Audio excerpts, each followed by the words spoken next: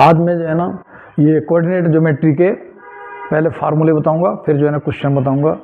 Coordinate geometry इसमें जो है ना होता क्या है, अगर बेसिक कंसेप्ट बिल्कुल क्लियर है तो क्वेश्चन कंपटीशन का हो किसी का भी हो बड़े इजीली निकल जाता है। देखो कोऑर्डिनेट में क्या है, हमारी जो है ना एक्स एक्सिस है ये, और ये वाई एक्सिस है। ये एक्स एक्सिस है और ये एक्स डैश है, ये वाई एक्सिस है और ये वाई डैश एक्सिस है। देखो जो हमारी हॉरिजॉन्टल लाइन है वो एक्स एक्सिस होती है, जो वर्टिकल लाइन है वो वाई एक्सिस होती है। और इसमें ये फर्स्ट क्वाड्रेंट है, ये सेकंड क्वाड्रेंट है, और ये थर्ड क्वाड्रेंट है, और ये फोर्थ क्वाड्रेंट है। यानी चार जो है ना क्वाड्रेंट में इसको बांटा गया है। ये इसका ओरिजिन है। ओरिजिन के कोऑर्डिनेट क्या होते हैं, 0 एंड 0। यानी इधर तो पॉजिटिव लेते हैं हम, जैसे ये 1 है, ये 2 हो गया, ये 3 हो गया, डैश डैश इन्फिनिटी तक, पॉजिटिव इन्फिनिटी तक। इसमें पॉजिटिव रहता है, इधर की तरफ नेगेटिव रहता है, dash dash dash negative infinity तक। और ऊपर की तरफ वाई एक्सिस में प्लस रहेगा, प्लस के रहेंगे, ये 1 2 3 4 ऐसे जो है ना डैश डैश डैश प्लस का इन्फिनिटी, ये हो गया। तो यहाँ पर नीचे की तरफ माइनस रहते हैं, -1 -2 -3 -4 और ऐसा आते हैं माइनस का इन्फिनिटी। पहले तो ये बात समझ गए। इसमें जो है ना देखो, जो एक्स एक्सिस पर ये जितने भी पॉइंट्स हैं हमारे, ये इनको बोलते हैं एब्सिसा। वाई एक्सिस पर होता है ऑर्डिनेट, यानी एब्सिसा ये है।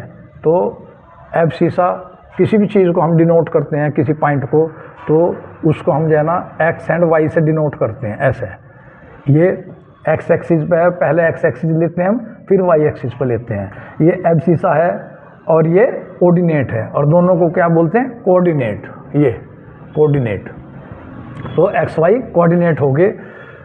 अब इसमें पहले जो क्वाड्रेंट में है, देखो एक्स भी प्लस है और वाई भी प्लस है, तो दोनों इसमें जब प्लस प्लस होंगे तो किस में होगा, फर्स्ट क्वाड्रेंट में वो पॉइंट लाई करेगा। अब देखो यहाँ पे जो है ना एक्स जो है ना, पहले एक्स लेते हैं हम, यहाँ माइनस है तो ये पहला माइनस, दूसरा जो है ना देखो ऊपर की तरफ वाई प्लस है, तो ये सेकंड क्वाड्रेंट में ये पॉइंट लाई करेगा, जिसका पहला माइनस में होगा, दूसरा प्लस में होगा। अभी देखो इसमें एक्स भी माइनस में है, वाई भी माइनस में है, यानी कि दोनों के दोनों नेगेटिव अगर होते हैं, थर्ड क्वाड्रेंट में लाई करता है। फोर्थ क्वाड्रेंट में क्या होगा, देखो ये एक्स तो प्लस का है, वाई माइनस का है, यानी प्लस ये हो गया। तो एक क्वेश्चन तो ये आता है मार्क करने के लिए, कोई भी पॉइंट है, जैसे उसने दे दिया -3 एंड 4 किस क्वाड्रेंट में लाई करता है, -3 एंड 4 किस क्वाड्रेंट में लाई करता है। देखो पहले माइनस का है, बाद में प्लस का है, देखो माइनस का है, प्लस का है, यानी सेकंड क्वाड्रेंट में ये लाई करता है, क्वाड्रेंट में। ये आपका आंसर आ गया। अब इसके बाद में दो पॉइंटों के बीच की दूरी, यानी नंबर 1 फार्मूला। ये पता लग गया पूरा का पूरा हम किस तरीके से किसी पॉइंट को कहाँ पे हमने मार्क करना है। तो अगर कोई भी पॉइंट जैसे -3 4 आपने मार्क करना, पहले तो -3 पर जाओगे, ये -3 यहाँ हो गया, प्लस का 4 यहाँ हो गया, यानी दोनों के दोनों पॉइंट जो है ना जहाँ पर ये कट करते हैं, ऐसे ऐसे इस पर 90 डिग्री बना लीजिए, और यहाँ पे जो है ना इस पर 90 डिग्री बना लीजिए। जो पॉइंट कट करता है उस पर पहले ये पॉइंट लिखिए ऐसे, और इसके बाद में सर्किल बना दीजिए, उसके बाद फिर इसकी पोजीशन लिख दीजिए, -3 एंड 4। ये तरीका है इसको लिखने का। तो जितने भी पॉइंट मार्क कराता है वो ग्राफ बना सकते हैं, कुछ भी करते हैं, उसका सोल्यूशन है। तो first distance between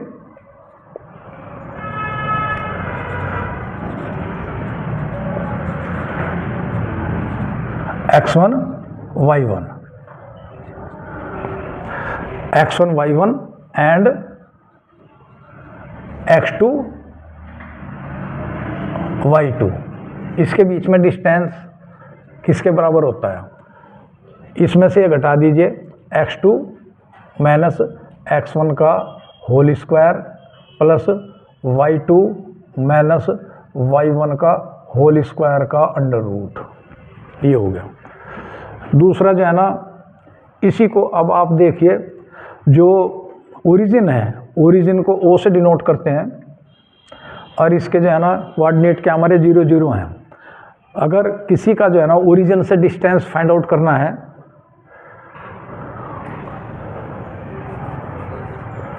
distance between origin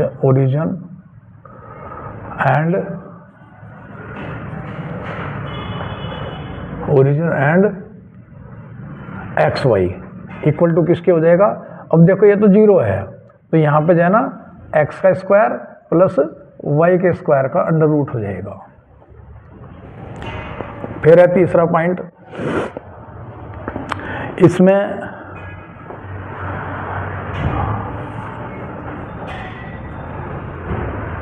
x1 y1, जैसे ये लाइन है, ए बी लाइन है, ए के कोऑर्डिनेट्स हैं हमारे x1 y1, बी के कोऑर्डिनेट्स हैं हमारे x2 y2, और ये कोई पॉइंट है इन बिटवीन दैम, ये इसको m रेशो n में, ये p पॉइंट है, इसको m रेशो n में इसको डिवाइड करता है इंटरनली। जब इंटरनली डिवाइड करता है तो इसके कोऑर्डिनेट p के कोऑर्डिनेट्स क्या हो जाएंगे? x, यानी x इक्वल टू किसके हो जाएगा? अब यहाँ पे इसकी मल्टीप्लाई तो इसमें होती है, देखो उल्टा जाता है, ये n की मल्टीप्लाई इसमें होगी a पॉइंट के इसमें। तो जब x है तो x का लेंगे हम, पहले ये जाएगा यानी mx2 प्लस का साइन आएगा क्योंकि ये इंटरनली डिवाइडेड है। अब n का किस में जाएगा? x1 में, n x1, और m रेशो n में डिवाइड किया, नीचे हो जाएगा m प्लस n, ये x कोऑर्डिनेट हो गया इसका p का, और y कोऑर्डिनेट क्या होगा इसका? y इक्वल टू m की अगेन इसमें multiply, m y2 minus n y1 upon m plus n, ये होता है। ये p के कोऑर्डिनेट हमने निकालने, m की मल्टीप्लाई, x कोऑर्डिनेट क्या हो जाएगा? mx2 plus nx1 divided by m plus n, y coordinate क्या हो जाएगा? my2 plus ny1 upon m plus n। अगर इसको जो है ना एक्सटर्नली डिवाइड कर रहा होगा, एक्सटर्नली डिवाइड कब करता है? बाहर की तरफ है कोई पॉइंट, यानी इसका ये हो गया, ये a है, a के कोऑर्डिनेट x1 y1, b के कोऑर्डिनेट्स x2 y2, और ये जो है ना कोई पॉइंट p आ गया, ये है x y, तो ये पॉइंट m रेशो n में एक्सटर्नली डिवाइड करता है, तो क्या होगा? m का इसके साथ में होगा और n का इसके साथ में होगा, लेकिन क्या होगा? माइनस आ जाएगा, तो x इक्वल टू किसके हो जाएगा? m x2 minus n x1 upon m minus n। y coordinate क्या हो जाएगा इसका? m y2 minus n y1 upon m minus n, ये इसको एक्सटर्नली डिवाइड करेगा, एक्सटर्नली ये p पॉइंट इसको ए बी को।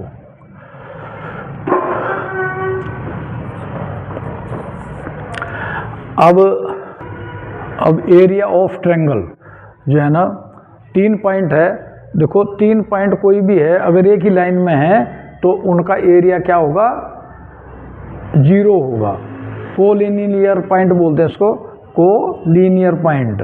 तीनों पॉइंट जब एक ही लाइन में होते हैं तो उनका जो है ना, देखो ये है ए पॉइंट, ये बी पॉइंट है, ये सी पॉइंट है, तो इसके सपोज x1 y1 है, इसके x2 y2, इसके x3 y3 कोऑर्डिनेट हैं।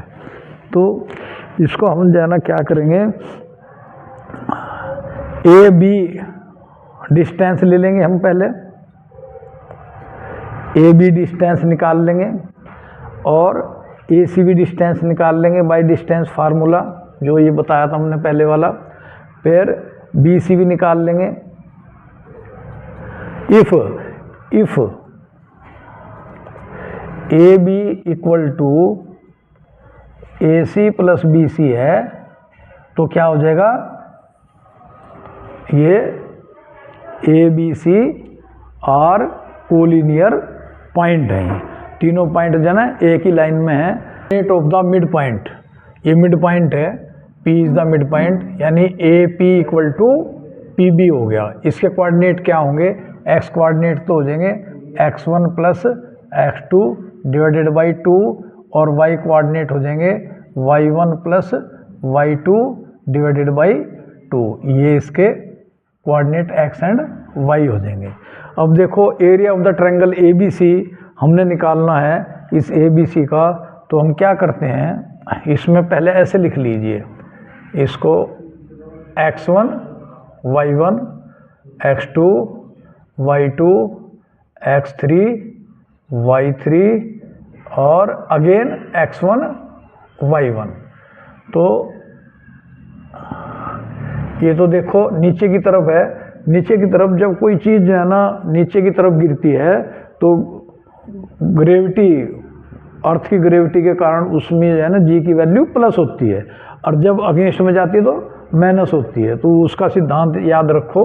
तो इसमें ऊपर जा रही है माइनस हो जाएगा, यानी x1 y2 minus x2 y1 और ये प्लस का, ये माइनस का, ये प्लस का और ये माइनस का हो जाएगा। तो area of triangle A B C 1/2 बड़ा ब्रैकेट शुरू। तो देखो x1 y2 प्लस का हो गया x1 y2 और माइनस का ये हो जाएगा x2 y1, x2 y1 again जो है ना x2 y3 minus x3 y2 plus का साइन, फिर ये हो जाएगा x3 y1 minus x1 y3। ये ऐसे रख लीजिए इसको। या दूसरा तरीका वो है जो बुक्स में दे रखा, बुक में दे रखा तो आपको उसका भी तरीका बता देता हूँ। इन्होंने x1 लिया है यहाँ पे, देखो 1 है 2 है 3 है, ऐसे इनको याद रखना। 1 के बाद 2, 2 के बाद में 3 आता है तो x1 है, ब्रैकेट के अंदर ले लीजिए। तो अब यहाँ ब्रैकेट में y आएगा तो यानी कि 1 के बाद में 2 आता है, ये हो जाएगा y2 और माइनस, और 2 के बाद क्या आता है 3 यानी y3, ये हो गया प्लस। फिर यहाँ तो x1 हो गया, ये x2 हो गया। x2 2 के बाद में क्या आता है 3 आता है यानी y3 माइनस। अब 3 के बाद में क्या आता है अगेन 1 आएगा यानी y1 हो गया प्लस का x3। x3 के बाद क्या आता है 1 आता है यानी ये हो गया y1 माइनस, और 1 के बाद में 2 आता है, ये हो गया। ये याद कर रखने का तरीका है। या तो आप ऐसे कर लीजिए या ऐसे कर लीजिए, सेम बात है। देख लो आप जो है ना x1 y2 प्लस का, x1 y2 प्लस का हो गया और यहाँ से माइनस का x1 y3 माइनस का, देखो ये हो गया। यहाँ से देखो x2 y3 प्लस का है, x2 y3 प्लस का हो गया और यहाँ से x2 y1 माइनस का, x2 y1 माइनस का ये हो गया। यहाँ से देखो x3 y1 प्लस का हो गया, माइनस का हो गया x3 y2 माइनस का हो गया। देखो इसमें कोई फ़र्क नहीं है। तो ये याद रखने का तरीका, देखो x1 है y2 माइनस y3, क्योंकि 1 के बाद में 2 के बाद 3। यहाँ x2 है तो 2 के बाद क्या आता है 3 के बाद में अगेन 1 आता है यानी y3 माइनस y1 हो गया। यहाँ x3 है तो यहाँ से 3 के बाद में क्या आता है 1, इधर से फिर शुरुआत हो जाएगी 2 ये आ गया, या जो है ना इस तरीके से याद कर लीजिए। और जो area of the quadrilateral ABCD आपने निकालना है, देखो 2 तरीके हैं इसके निकालने के। एक तो ये हो गया ट्रायंगल ADC का, इस मेथड से निकाल लीजिए, ट्रायंगल ABC का इस मेथड से ही निकाल लीजिए, दोनों को जोड़ दीजिए तो आंसर निकल जाएगा। और सीधा तरीका मैं बताता हूँ इसका, ये ऐसे कर लीजिए 1/2 ब्रैकेट शुरू, यहाँ पे x1 y1 x2 y2 x3 y3 x4 y4 again x1 y1। जहाँ से स्टार्ट किया है आपने वहीं से शुरुआत हो जाएगी। देखो 4 कोऑर्डिनेट हैं, 5 का भी ले सकते हो आप, 6 के ले सकते हो, लेकिन 4 तक ही मेरे ख्याल से क्वेश्चन आते हैं 10th क्लास में। ये 10th का भी ले रहा मैं, और जो है ना ग्रुप डी और NTPC एग्ज़ाम के लिए भी ये ले रहा हूँ। देखो इसकी मल्टीप्लाई इसमें कर दीजिए, इसकी इसमें, ये तो प्लस का होता है, ऊपर जाते तो माइनस हो जाता है। x1 y2 minus x2 y1, देखो ये प्लस का हो जाएगा यहाँ से, x2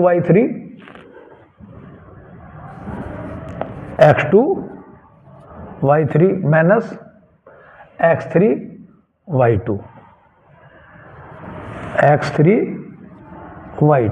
प्लस का। अगेन ये जो है ना देखो नीचे होता है तो प्लस होता है, x3 y4 ऊपर जाएगा, ये देखो चिन्ह, ये एरो, तो माइनस का हो जाएगा x4 y3, ये नीचे जाएगा तो प्लस का हो गया, x4 y1, ये ऊपर जाएगा माइनस का हो जाएगा x1 y4। तो ये इसका फार्मूला, डायरेक्ट आप जो है ना क्वाड्रिलेटरल का एरिया आप निकाल सकते हैं इस फार्मूले से। ये फार्मूले जो है ना कोऑर्डिनेट ज्योमेट्री के क्वेश्चन में जो है ना कर लूँगा। और आज मैंने फार्मूले बच्चों की डिमांड थी कि सर पहले जो है ना फार्मूले बताया करो, उसके बाद में क्वेश्चन कराया करो, जिससे जो है ना